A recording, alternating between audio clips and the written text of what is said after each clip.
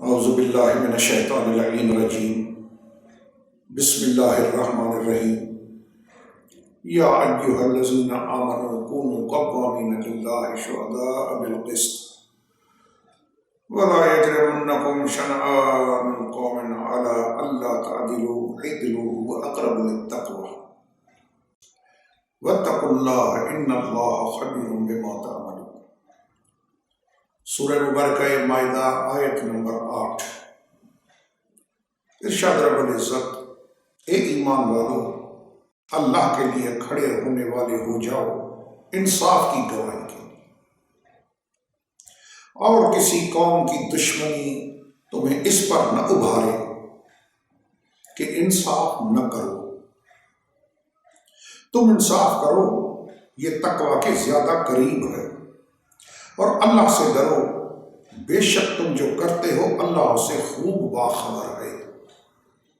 اس آیت کریمہ میں مالک الملک علی کل شیء قدیر اللہ ذو الجلال والاکرام، مالک نے، خالق نے، رازق نے اپنی لاریب کتاب میں مصطفیٰ کی امت کو، انسانیت کو ایک بہت ہی حساس جو چیز ہے، ایسے موقع پہ آدمی اس چیز کو بھلا دیتا ہے، اللہ نے اس کی طرف اشارہ کیا ہے۔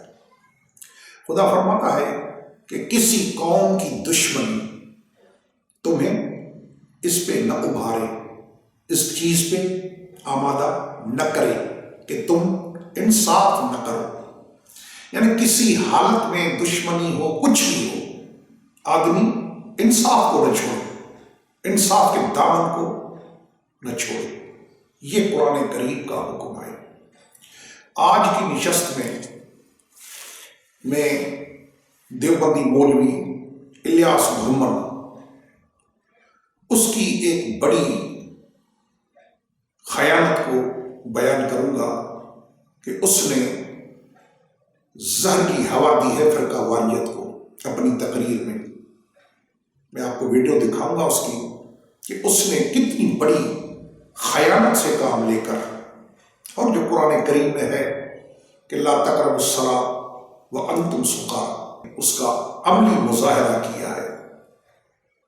جیسے اللہ فرماتا ہے کہ نماز کے قریب مت جاؤ نشے کی حالت میں۔ اگر تم نشے میں ہو تو جو نماز نہیں پڑھنا چاہتے تو وہ پہلے حصے کو بیان کرتے ہیں، پچھلے کو چھوڑ دیتے ہیں، اپنے مفاد کے لیے، اپنی خباثت کے لیے، اپنے بے دینی کو چھپانے کے لیے۔ کہ قرآن کہتا ہے نماز کے قریب مت جاؤ، وہ بدبخت یہ نہیں بتاتے کہ پیچھے اسی آیت کا حصہ ہے اگلا، وہ کیا ہے؟ وہ انتم سکارا، نشے کی حالت میں۔ اس لیے کہ نماز نہ پڑھو، ہاں نماز کے قریب مت جاؤ نشے کی حالت میں۔ وہ یہ نہیں بتاتے کہ نشے کی حالت میں، اس کو بیان نہیں کرتے۔ بالکل ہی اسی طریقے پہ مولوی الیاس محمد نے لا تقربوا الصلاۃ والے فارمولے پہ عمل کیا ہے۔ اس نے ایک شخص کا جو شیعہ کتاب میں جس کا ذکر ہے، کتاب کا نام ہے اختیار معرفت الرجال المعروف رجال کشی، حضرت شیخ محمد بن حسن الطوسی، شیعوں کے بہت بڑے نام، بڑا عالم، اس کی کتاب ہے رجال کشی۔ اس میں حضرت شیخ طوسی علیہ الرحمہ نے ایک ملعون شخص کا ذکر کیا ہے، اس لیے تاکہ لوگ اس کے گندے عقائد سے بچے، ہوشیار رہیں۔ جیسے اللہ جل جلالہ نے اپنی لاریب کتاب قرآن پاک میں فرمایا ہے کہ فقال انا ربکم الاعلی۔ فرعون کی بات کی ہے اللہ نے قرآن میں کہ فرعون اپنی قوم سے کہتا تھا کہ میں تمہارا رب اعلیٰ ہوں، حالانکہ رب اعلیٰ تو اللہ ہے۔ تو وہ ملعون فرعون، خود کو خدا کہلوانے والا، اپنی عوام کو، قوم کو یہ بتاتا تھا کہ میں ہوں تمہارا رب اعلیٰ۔ تو اسے اگر کسی گندے آدمی کے قول کو نقل کرنا اپنی کتاب میں، اس لیے کہ لوگ اس کے گندے عقائد سے ہوشیار رہے، بچے، تو یہ تو سنت خدا ہے۔ حضرت شیخ طوسی نے اپنی کتاب رجال کشی میں ایک شخص کا ذکر کیا ہے، جیسے اللہ نے قرآن میں فرعون کا کیا کہ اس نے ملعون نے کہا کہ بے عورت جانا۔ اس میں شیخ طوسی علیہ الرحمہ نے ایک گندے آدمی کا ذکر کیا ہے جس کا نام ہے محمد بن نصیر الفہری النمیری۔ یہ ہے وہ شخص۔ اب پوری روایت سنیں، اب اس نے کیا بیان کیا۔ اور اس سے اگلی گندی حرکت کہ شیعہ مذہب میں مردوں کا مردوں کے ساتھ بدفعلی کرنا بھی جائز ہے، جس سے آپ لونڈے بازی کہتے ہیں، لواطت کہتے ہیں، حرام بازی کہتے ہیں، شیعہ اس کا بھی قائل ہے۔ دیکھیں میرے ہاتھ میں کتاب ہے، اس کتاب میں اختیار و معرفت الرجال، مشہور اس کا نام ہے رجال کشی۔ رجال کشی، یہ دیکھ رہے ہیں؟ جی جی دیکھ رہے ہیں، رجال کشی۔ اس کی ہے جلد نمبر 6 اور صفحہ نمبر 521، جلد نمبر 6 صفحہ نمبر 521۔ یہ آپ یاد رکھ لیں، رجال کشی جلد نمبر 6 صفحہ نمبر 521۔ اس میں روایت نقل کی ہے ان کے ایک بہت بڑے شیعہ کے بارے میں جس کا نام تھا محمد بن نصیر نمیری۔ یہ اتنا بڑا حرامی قسم کا انسان تھا، کہتے ہیں وذکر انہ رأى بعض الناس محمد بن نصیر عیانہ، اس کو بالکل کھلا دیکھا، چھپ کر نہیں، اعلانیہ۔ اس نے ایک اپنے پاس مستقل لڑکا رکھا ہوا تھا بدفعلی کروانے کے لیے، وغلام اللہ علی ظہرہ، لونڈا تھا، اس لونڈے سے بدفعلی کرا رہا تھا۔ وَأَنَّهُ آتَبَهُ عَلَى ذَلِكَ، کسی نے کہا گندے انسان تو کیسا گندا آدمی ہے، اتنی گندی حرکتیں کرتا ہے۔ اس نے جواب دیا، کہتا ہے ان ھذا من اللذات، یہ جو کام میں کروا رہا ہوں اس سے مزہ بڑھاتا ہے، یہ جو میں کروا رہا ہوں اس سے مزہ بہت آتا ہے۔ وَهُوَ مِنَ التَّوَاضُعِ لِلَّهِ، اور جو آدمی اس سے کروائے تو اللہ کی رضا کے واسطے اس سے عاجزی پیدا ہو جاتی ہے۔ مذہب ہوا نا، یہ مذہب ہے۔ وترک تجبر، اس سے انسان کی اکڑ ختم ہو جاتی ہے۔ ترک تجبر کا معنی کہ اس کی آدمی کی اکڑ ختم ہو جاتی ہے۔ اب ہم کہتے ہیں اصل طریقہ تو یہ کہ ان کی اکڑ ختم کرنے کے لیے آدمی وہی طریقہ اختیار کرے جس کو ان نے خود اختیار کیا۔ کتنی گندی حرکت ہے، کہتا ہے اس سے اللہ کے لیے عرضی پیدا ہوتی ہے اور آدمی کی اکڑ خانی ختم ہو جاتی ہے۔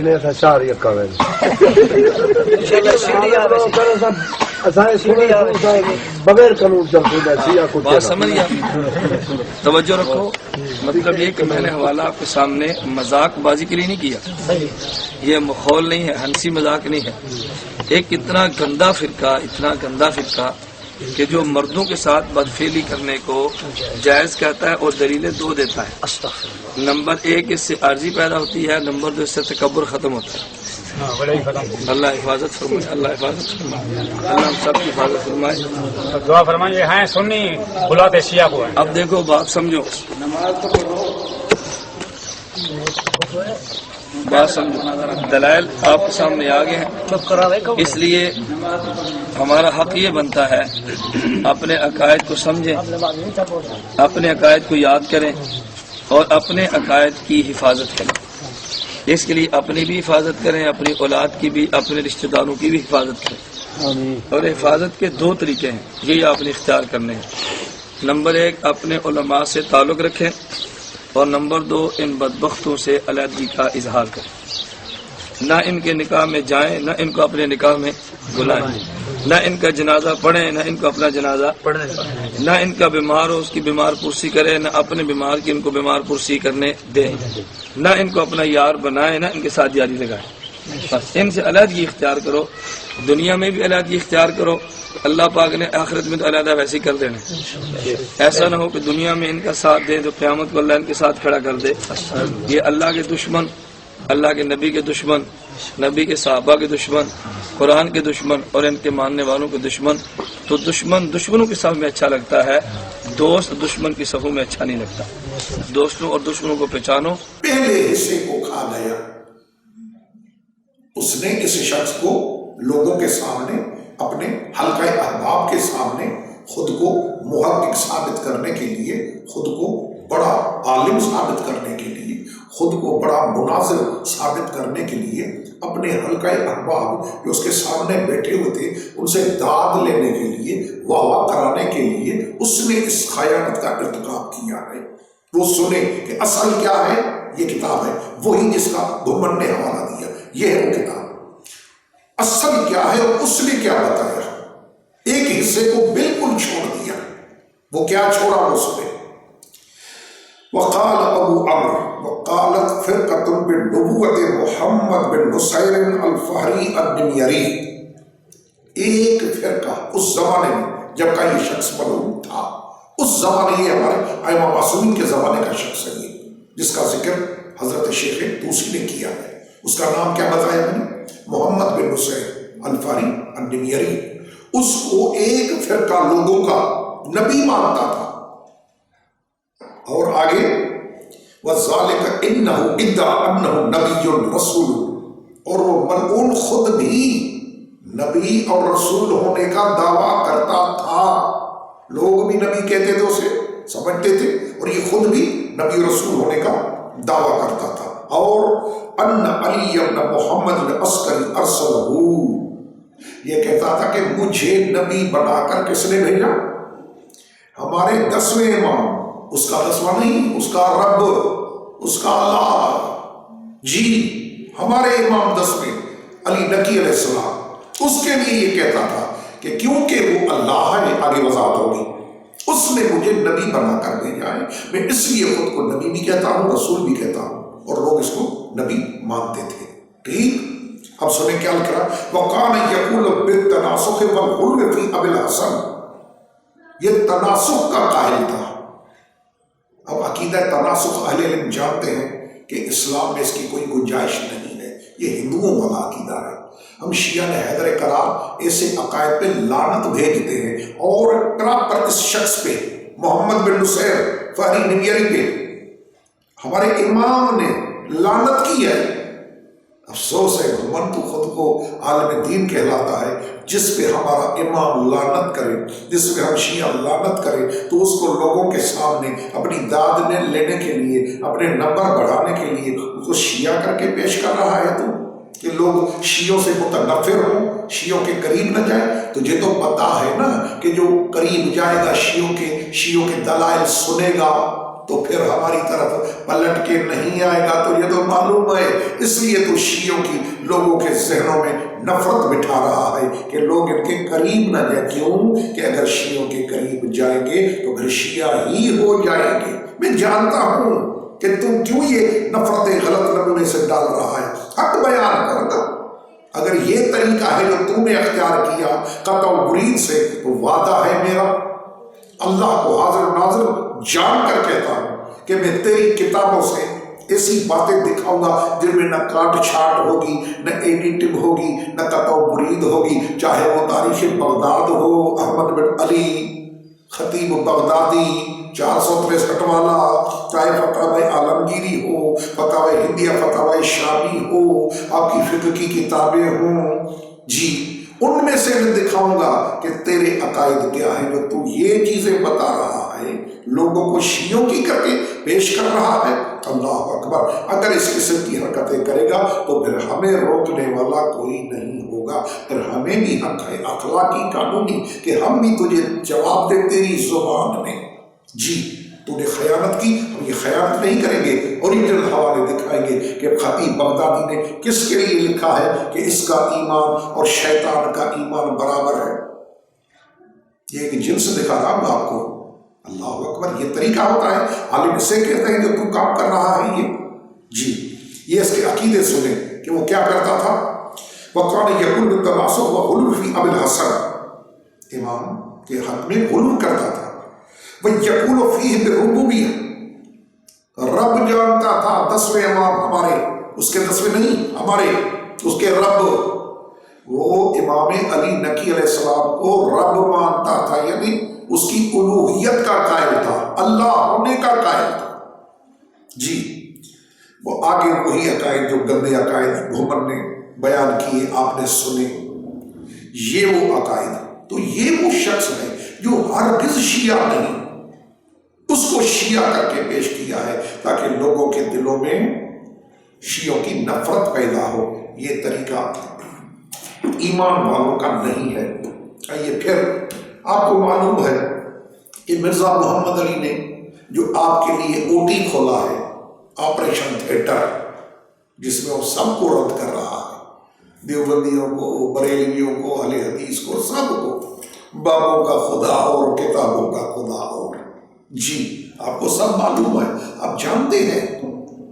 تو جناب یہ تو جب آپ پیر بھائی ہو کر بریلوی، دیوبندی، اہل حدیث، آپ پیر بھائی ہیں، آپ مولا علی علیہ السلام کو چوتھا مانتے ہیں، ہم پہلا مانتے ہیں، تو آپ سارے چوتھے والے، علی کو چوتھا ماننے والے، آپ پیر بھائی.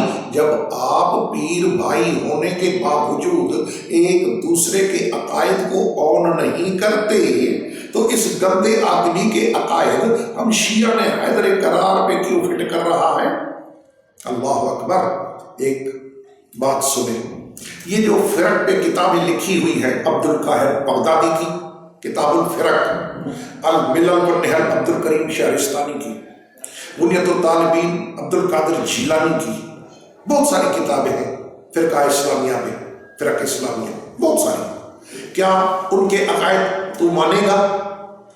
ہے تیرے پیر بھائی، ہرگز نہیں مانے گا. اب جب مناظرہ کرتا ہے تو پہلے کہتا ہے میں بریلویوں کی کتاب نہیں مانوں گا، میں اہل حدیث کی کتاب نہیں مانوں گا، میں تو خالی دیوبندیوں کی کتاب، پھر ان میں دو تھڑے، پھر مواتی اور آیاتی، اس کا بھی تعین کرتا. یہ تو جانتا ہے میں کیا کہہ رہا ہوں. جی تو جب اپنے والوں کے تو عقائد اون نہیں کرتا، ان کو تو قبول نہیں کرتا، ان کو ریجیکٹ کرتا ہے، کنڈیم کرتا ہے، تو پھر اس گندے آدمی کے جو یہ خود کو نبی کہلائے، ہمارے 10ویں امام کو اللہ کہے، رب کہے، ربوبیت الوہیت کا قائل ہو، یہاں سے ربوبیت سے مراد الوہیت ہے. جی تو پھر اس کے عقائد ہمارے گلے کیوں ڈال رہا ہے؟ یہ کوئی طریقہ نہیں ہے. اللہ اکبر کبیرہ. خداوند عالم علی کل شیء قدیر ایسی حرکتوں سے بچائیں تاکہ اسلام محفوظ رہے. ایسے لوگوں کی گھٹیا حرکتوں کی وجہ سے مسلمانوں میں انتشار، افتراق اور ملک میں امن و امان کی فضا خراب نہ ہو. اللہ اپنی حفاظت میں رکھے. انشاءاللہ مجھے امید ہے کہ آئندہ اگر علم کا ذرہ بھی ہے تیرے اندر تو ایسی حرکتیں نہیں کرے گا. سبحان ربک رب العزت عما یصفون والسلام علی المرسلین والحمد للہ رب العالمین. والسلام علیکم ورحمۃ اللہ وبرکاتہ.